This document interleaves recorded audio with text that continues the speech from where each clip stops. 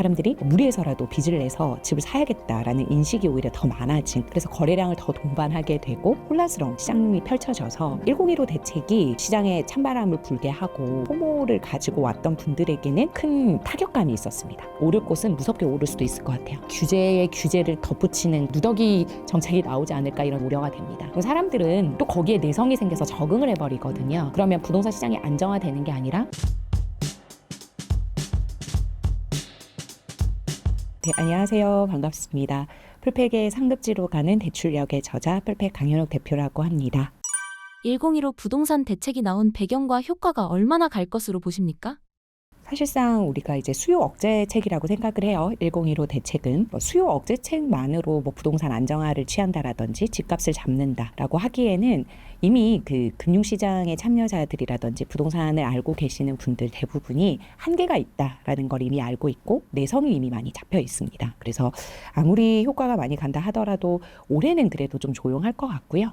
내년에 이제 유동성장이 펼쳐지면서 다시 영업으로, 즉 은행들이 다시 총량이 풀리면서 영업을 하기 시작하면 금리도 지금 내려와 있는 상태고요. 다시 한번 신규 차주들이 유입이 되면서 부동산 시장이 조금씩 이제 거래가 활발하게 되면 다시 한번 상승장을 탈 곳은 타지 않을까, 좀 그럼 이제 거래량을 동반한 신고가들이 경신이 되는 시장이 되지 않을까 이렇게 생각을 합니다. 그래서 1015 부동산 대책이 만약에 효과를 보려면 적어도 한 6개월 정도는 가야 되는데 제 생각에는 6개월 정도 갈 것 같지 않고요. 한 올해까지는 그래도 좀 조용한 시장이 펼쳐지지 않을까 이렇게 개인적으로 바라보고 있습니다.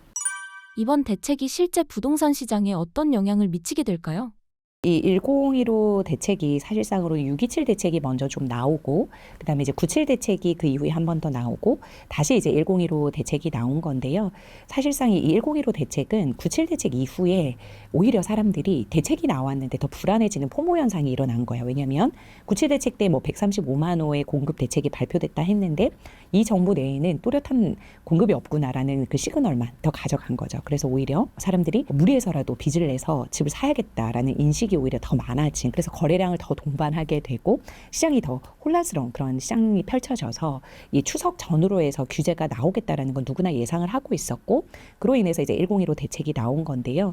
이 1015 대책이 사실상 지금은 좀 시장에 찬바람을 불게 하고 조금 이제 멈춤 상태 정도로만 했기 때문에 지금 이 대출을 받아서 움직이려고 했던 분들, 이제 97 대책 이후로 지금이라도 빨리 살아야겠다라고 했던 포모를 가지고 왔던 분들에게는 큰 타격감이 있었습니다. 왜냐하면 원래 가장 큰 타격감을 가져간 거는 대출의 힘을 받아야 하는 고소득자, 그러니까 627 대책부터 일단은 타격을 받았거든요. 그러니까 아시다시피 666 대책이라고도 표현하는 이 627 대책이 대출 한도가 최대한 수도권과 규제 지역에서 대출을 받게 되면 주담대에 그럼 최대 6억 원까지밖에 대출을 못 받게 되고, 그 6억 원도 받게 되면 6개월 내로 전입을 해야 되고, 그 다음에 무주택자 조건으로 받으려면 6개월 내로 처분을 해야 되는 그러한 666 대책이 나온 거죠. 근데 그로 인해서 이제 거의 내가 이제 DSR만 되면 6억까지는 대출을 받을 수 있겠구나라고 생각을 했는데 1015 대책 때문에 주택 가격별로 최대 대출 한도가 나눠졌잖아요.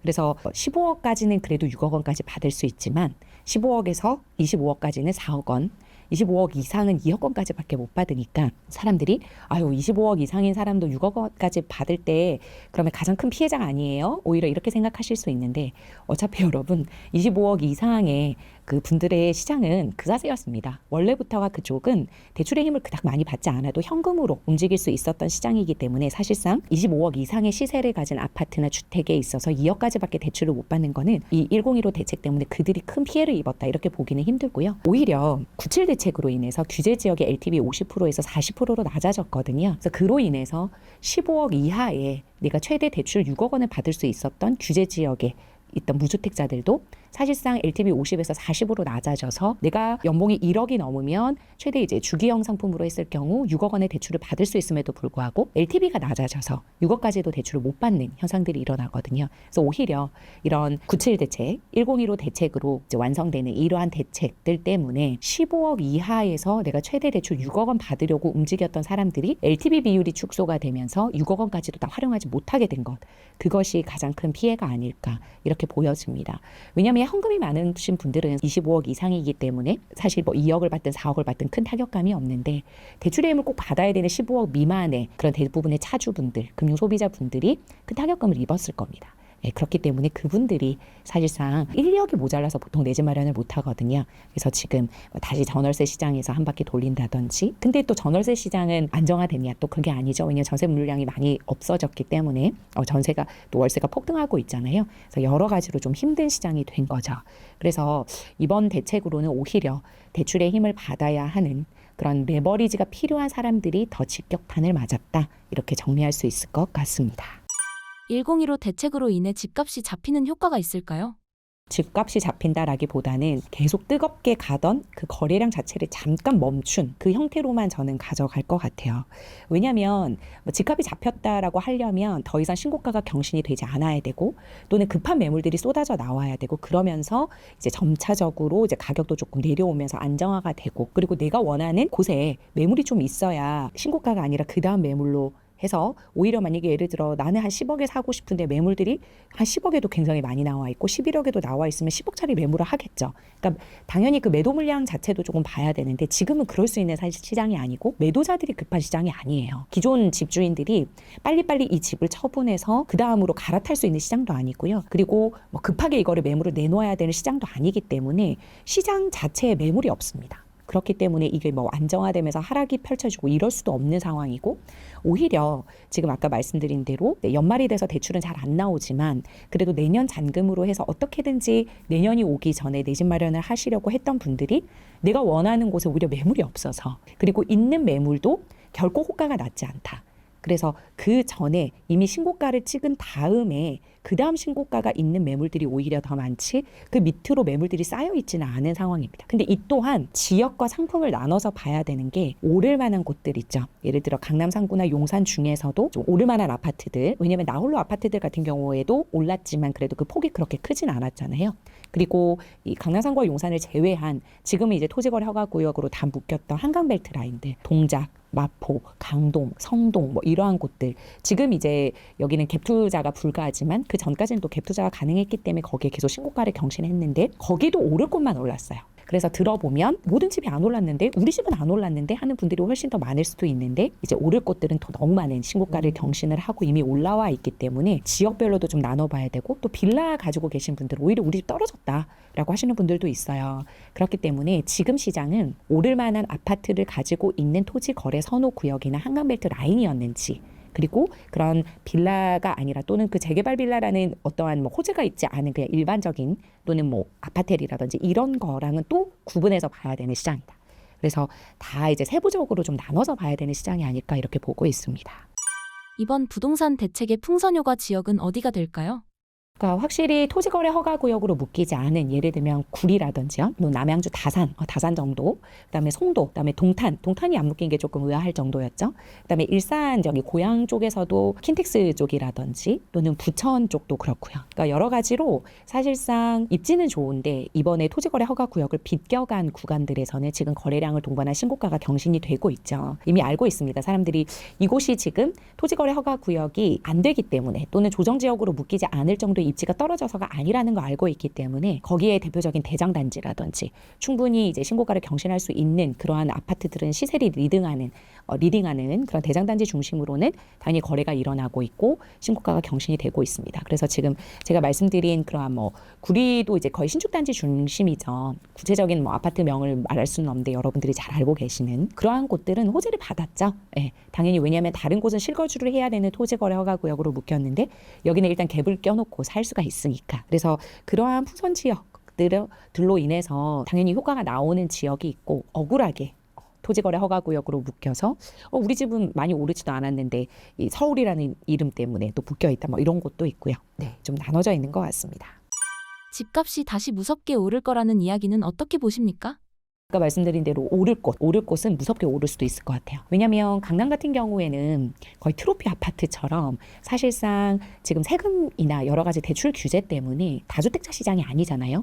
그래서 사람들이 있는 것도 지금 정리하고 똘똘한 한 채로 하기 때문에 누구나 그러면 가고 싶어 하고 파킹을 하고 싶어 하는 곳이 정해져 있는데 그리고 아파트들도 정해져 있는데 더 많은 공급이 펼쳐지지 않는 이상 이 아파트에 대한 수요는 계속 있을 거란 말이에요. 그렇기 때문에 아직까지 우리나라에는 우리만 돈이 없지 현금이 많은 사람들이 또 많이 대기 수요자들도 있고요. 이제 그런 사람들이 다시 또 움직이기 시작하면 당연히 충분한 공급이 없는 상황에서는 가격 상승이 동반될 수밖에 없는 시장이 펼쳐질 수밖에 없겠죠.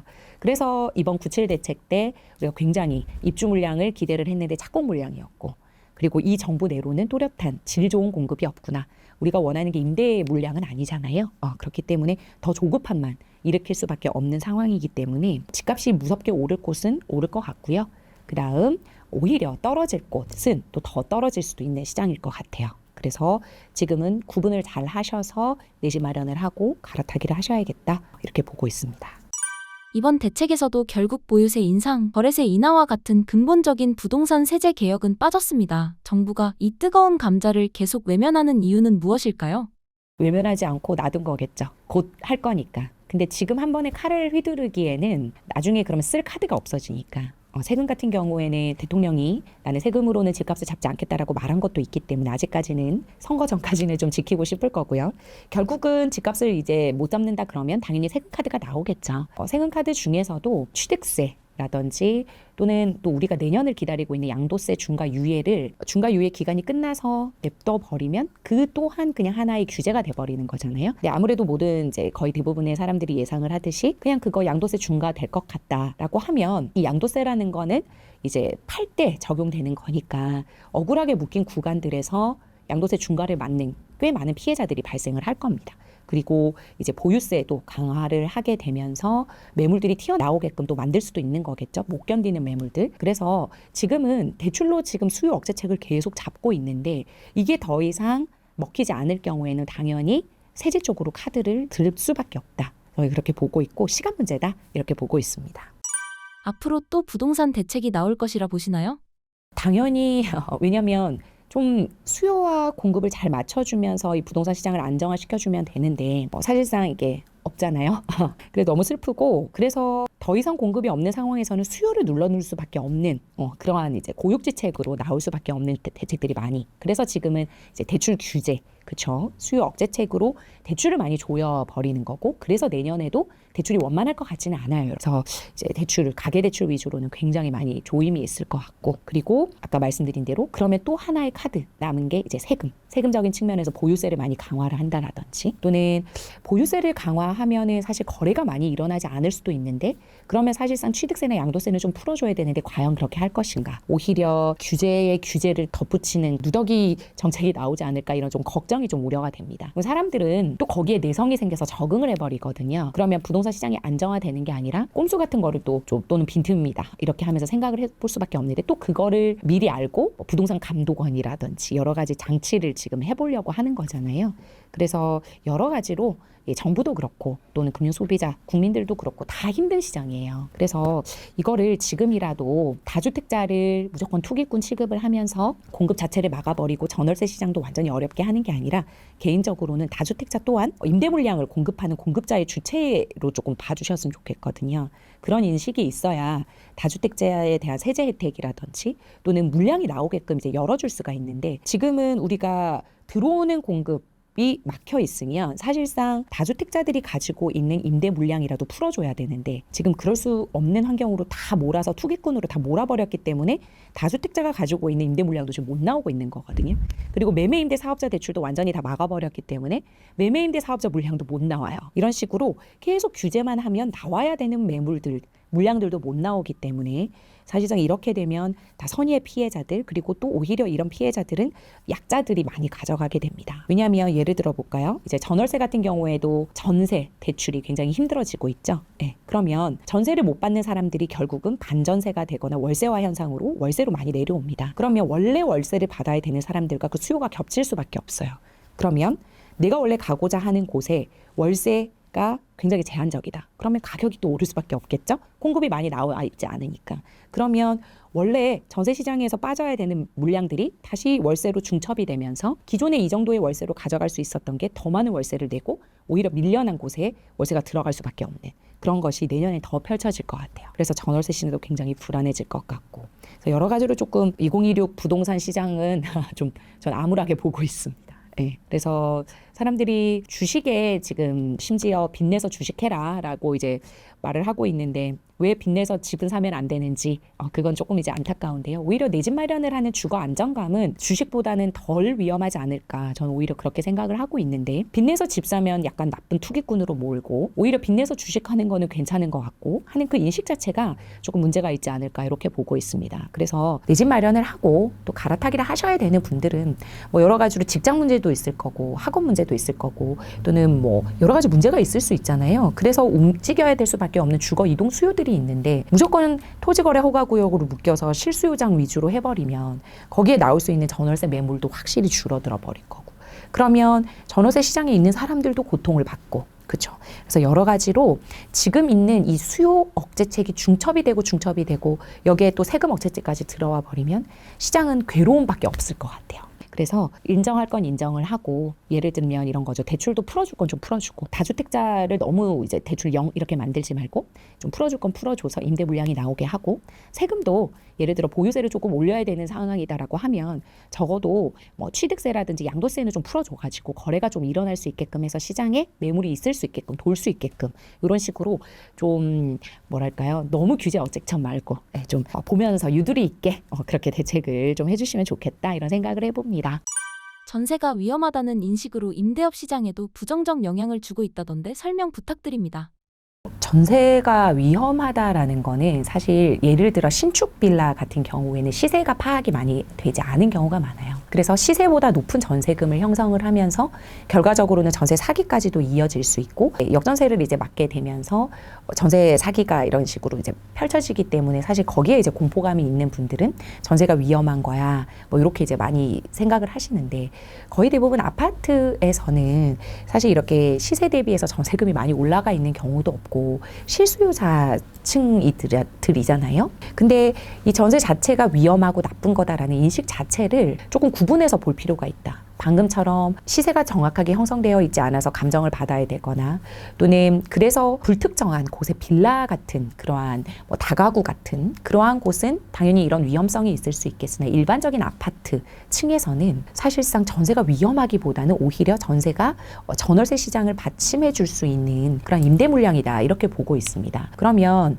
예를 들어 누구나 뭐 3억을 가지고 5억을 가지고 이렇게 되지는 않잖아요. 그러면 이제 보증금의 일부 현금이 필요하면 전세자금 대출을 받을 수도 있는 거고 이렇게 가는 건데 전세는 너무 나쁜 거라서 다 월세로 돌려야 되고 이렇게 되는 사회적인 시선이 만들어져 버리니까 이 전세가 점점 축소되고 전세자금 대출 규제가 막 들어가면서 1주택자 DSR 적용까지 오게 된 거잖아요. 그리고 심지어 그럼 무주택자에게 DSR 언제 적용하냐 막 이런 식으로 되고 뭐 임대인에게는 뭐 그럼 DSR 적용하지 않냐 여러 가지 말이 나오고 있는데 사실상 저는 이 전세 자체를 나쁘게 보는 이 시각 자체도 문제라고 생각을 합니다. 지금 우리가 뭐 우리나라가 이제 가지고 있는 특이한 제도가 전세 제도다라고 하면서 그러면 다른 유럽이나 이런 기타 나라들은 그럼 안정화된 전월세 시장을 형성하고 있는가? 전세가 없으니까 월세 시장을 좀 비교를 해보면요.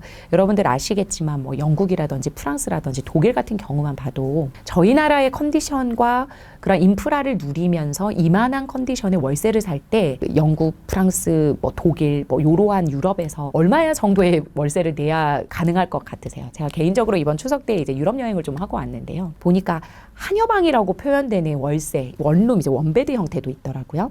이게 84도 아닙니다. 34평도 아닌데 중심부에 있다는 이유로 우리나라 돈으로 5, 600만 원을 요구를 하더라고요. 근데 우리나라는 사실 이 5, 600만 원의 보증금 사실 강남에서도 월세를 살 수 있는 그리고 그 원베드 형태도 아닌 거잖아요. 그래서 월세가 계속 가중되는 그러한 유럽에 있는 주거 문화 형태가 과연 안정적인가? 그건 한번 좀 생각을 해볼 필요가 있고 특히 독일 같은 경우에도 임대차 시장이 굉장히 불안정하죠. 거기도 이제 계약갱신 청구권을 꽤 오래 쓸 수 있는 그러한 것 때문에 문제는 한 번 들어간 임차인이 잘 안 나오죠.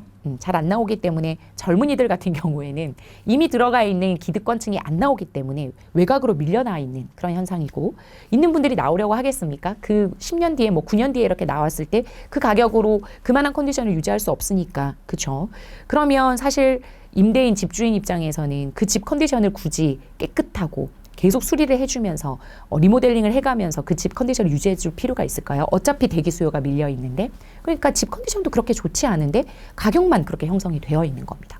그리고 들어오고 싶은 사람은 계속 기다리니까 면접을 볼 수밖에 없는 그런 상황인데 그런 상황이 우리나라에 펼쳐지지 않는다고 저는 생각을 하지 않거든요. 그래서 이 전세자금 대출 자체가 나쁜 거다. 전세 제도 자체가 나쁜 거다라는 생각은 한번 해보셨으면 좋겠어요.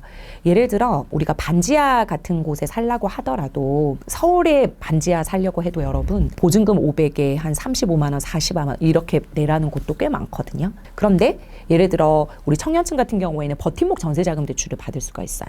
그러면 버팀목 전세자금 대출 같은 경우에는 정책자금 대출이기 때문에 한 2%대 금리를 써서 또는 소득이 좀 낮다 이러면 1%대도 이제 나오기도 하는데 여튼 그렇게 해서 반지하가 아닌 뭐 좀 외곽이라 하더라도 경기도 외곽 쪽이나 뭐 인천 쪽이라 하더라도 내가 이제 신축 아파트의 전세를 누릴 수도 있는 거고 그렇게 해서 여러 가지로 이제 정책자금 대출에 또는 이러한 대출의 힘을 빌려서 전세자금 대출의 힘을 빌려서 내 삶의 질을 향상시킬 수 있는 방법들도 있는데 그렇게 전세가 나쁘고 전세자금 대출이 나빠서 이 집값을 끌어올리는 원흉으로만 바라볼 것인가 그거에 대한 거는 좀 사고의 전환이 있었으면 좋겠습니다. 그러니까 예를 들어 지방 같은 경우에 오히려 전월세 비중이 좀 높은 곳이 있잖아요. 그러면 거기에 쓰고 있는 사람들이 다 전액 현금으로 가지고 있는 사람들도 있지만 전세자금 대출의 수요가 굉장히 많습니다. 그러면 그 지방에는 전세자금 대출이 굉장히 많기 때문에 지방에 지금 폭등장이 펼쳐집니까?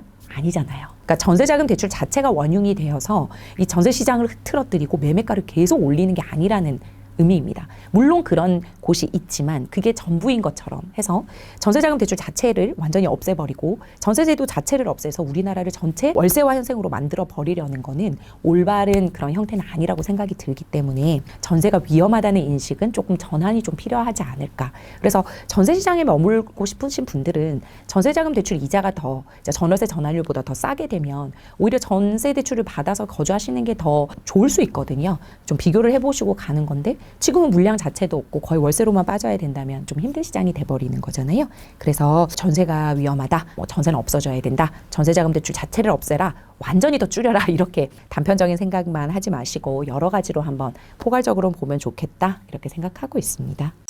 서울 중에서도 그나마 가격이 부담스럽지 않던 노도강의 현재 월세 현황은 어떤가요? 노도강 같은 경우에도 뭐 신축을 중심으로는 심지어 200만 원대도 이제 형성이 되고 있죠. 노도강 월세 200만 원 이게 사실 굉장히 큰 거거든요, 여러분. 뭐 포레나 같은 경우라든지 이런 8사 중심이기는 한데요. 뭐 보증금을 조금 낮추더라도 뭐 250만 원에 거래됐다, 뭐 이런 뉴스들이 나오고 있습니다.